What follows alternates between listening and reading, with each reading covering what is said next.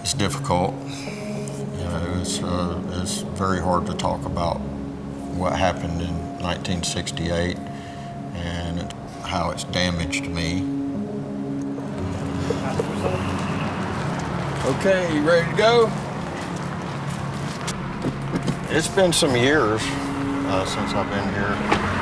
When we left Hapeville when I was 2, we didn't come back here, you know.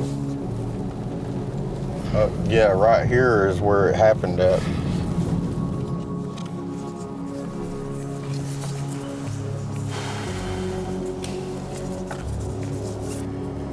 Well, let me see how to put this. I am diagnosed with complex post-traumatic stress disorder. I've gone through my whole life having what you would call tinnitus, to constant screeching in my head that never stops. When I'm on the edge of sleep, I will hear faintly women singing and piano music playing like they're in the next room, but no one else hears it. I thought I was haunted or something. I'm like, what is going on here, you know? My mother passed away 5 years ago, and then right before she passed away, she told me that on May 29th, 1968, I was in that daycare. Good afternoon, ladies and gentlemen. Thank you very much for coming out today and being a part of our memorial for the Hapeville Nursery explosion. At about 2 p.m. on May 29th, a contractor named William Spearman was digging near the Hapeville Day Nursery. He hit an unmarked gas line that caused a leak that seeped beneath the nursery and led to this devastating explosion. It was a huge shock. The ringing in my ears started making sense. I found out that the Hapeville Women's Music Club was operating at the same time. It was a daycare. It had a dual purpose. Like, here's a photo of the music club women inside the daycare. And it's like a missing puzzle piece just slammed into place. I felt relief and I felt survivor's guilt.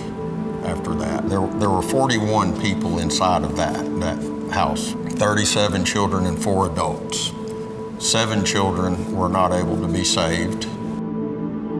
I wanted a commemoration of that event for those 7 children who lost their lives, and particularly for Doris Gardner and Mildred Reeves, who sacrificed their lives to save 30 children that day, one of which was me. I was tossed out of the back window. Doris Gardner and Mildred Reeves were never properly recognized for their sacrifice. I want those 7 children to always be remembered. Doris Gardner and Mildred Reeves are heroes. Don't ever forget them. Thank you.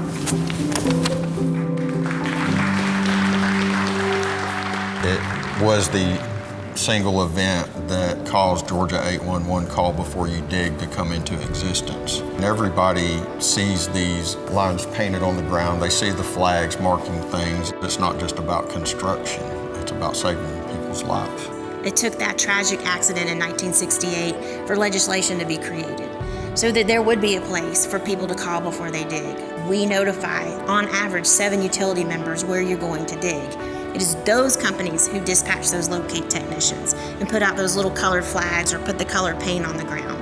Those colors are actually telling you what kind of utility type is under the ground. If we had had this law in 1968, there would have been yellow lines marking that underground line. So when I say what we do at Georgia 811 and everyone that we interact with makes a difference, we do.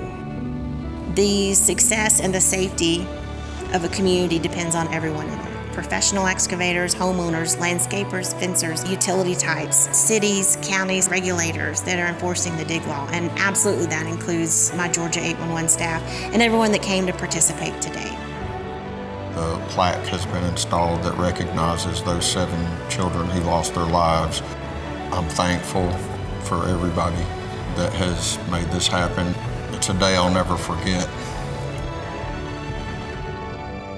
I hope they rest in peace. They will be remembered.